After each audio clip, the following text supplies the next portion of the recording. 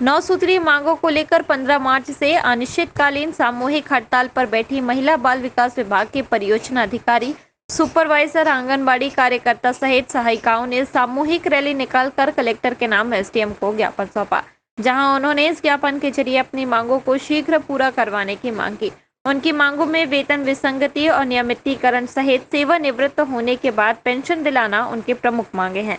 उनका कहना है कि एक तरफ सरकार लाडली बहना योजना शुरू कर रही है, तो वहीं दूसरी ओर महिला अधिकारी और कर्मचारियों का इतना बड़ा अमला अनिश्चितकालीन हड़ताल पर बैठा हुआ है और सरकार उनकी मांगों पर गौर नहीं कर रही है।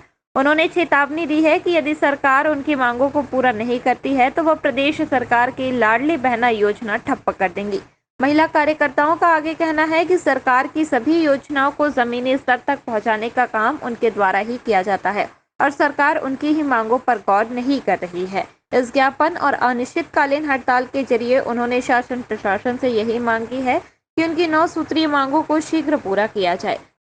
पिछले मार्च को भी हम लोगों ने सामूहिक अवकाश लिया था और हम सारी बहनें गए थे भोपाल।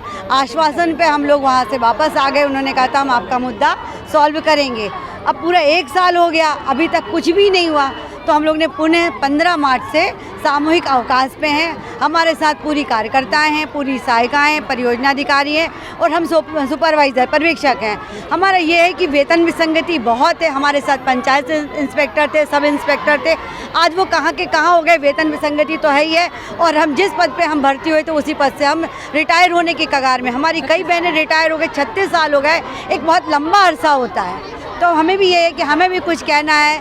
शिवराज जी, हम भी आपकी लाडली बहना हैं, तो आपके माध्यम से हम अपनी आवाज़ उन तक पहुंचाना चाहते हैं। आज आपने देखा हम लोगों ने एक रैली निकाली, विशाल रैली, कम से कम 4 से 5 हज़ार महिलाएं इसमें जुड़ी हुई हैं और एक मानव श्रृंखला भी हम लोगों ने बनाई है।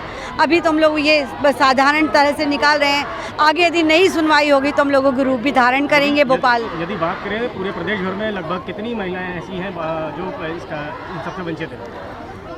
हम जो 87-88 बैच की कम से कम 50 महिलाएं हैं वेतन विसंगति का और अभी रिटायर। प्रदेश भर में तो लाखों की संख्या है ना। और ये हमारी आंगनबाड़ी जो कार्यकर्ता है उनसे सारा काम कराया जाता है, पर उनको हर बार में वो सच कहती हैं कि मैडम आप लोग एक फ़ोन करते हो, हमको आना पड़ता है। तो उनको भी देखो 10,000 बहुत कम है, उनका भी पेमेंट बढ़ाना चाहिए। महिला बाल विकास में आंगनबाड़ी कार्यकर्ता, सहायिका, पर्यवेक्षक और परियोजना अधिकारी का संयुक्त मोर्चा संघ है। आंगनबाड़ी कार्यकर्ताओं के बहुत सारे संगठन हैं, जिसमें से हमारा एटक और C2 का यहाँ पे संगठन है। उनके साथ हमारा संयुक्त मोर्चा बना हुआ है और उसी क्रम में हम लोग 15 तारीख से अनिश्चितकालीन अवकाश पे हैं सभी लोग। और अपनी मांगों को लेके आज हमने यहाँ पे रैली करी है, मानव श्रृंखला बनाई है। लगभग इसमें कितनी महिलाएं सम्मिलित हुई हैं? 5000 से ज़्यादा महिलाएँ यहाँ पे उपस्थित हैं आज। हमारी मुख्यतः मांगें हैं परियोजना अधिकारी, पर्यवेक्षक का ग्रेड पे राज्य और राष्ट्र स्तर में सबसे कम वेतनमान है। आंगनबाड़ी कार्यकर्ता, सहायिकाओं का जो उनकी मांगें हैं, जायज़ मांगें, वो अभी 30-35 वर्षों से सरकार पूरी नहीं करी है।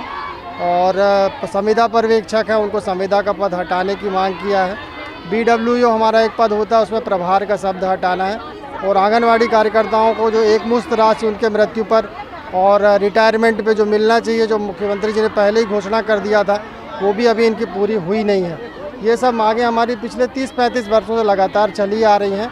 पिछले साल भी हमने इसी समय 5 दिन का अवकाश और हड़ताल किया था, लेकिन साल भर में सरकार ने हम लोग की मांगों पर कोई ध्यान नहीं दिया। अब आगे अभी भी अगर नहीं होता तो आगे आपकी रणनीति क्या है? हमारा अनिश्चितकालीन अवकाश सभी संयुक्त मोर्चा का निरंतर चलता रहेगा और भोपाल में भी एक बड़ी रैली जिसमें 50-60 हज़ार से ज़्यादा आंगनबाड़ी कार्यकर्ता, सहायिका उपस्थित होंगी। हम मुख्यमंत्री जी को निवेदन करेंगे और अपनी मांगों को पूरा करने के लिए अनुरोध करेंगे। आज पूरे जबलपुर के आंगनबाड़ी कार्यकर्ताएं हैं, पर्यवेक्षक हैं और परियोजना अधिकारी हैं पूरे जबलपुर के। संयुक्त मोर्चा द्वारा ये ज्ञापन दिया गया है, जिसमें वेतन विसंगतियाँ, नियमितीकरण वगैरह वगैरह है, यथास्थान पहुँचा दिया जाएगा।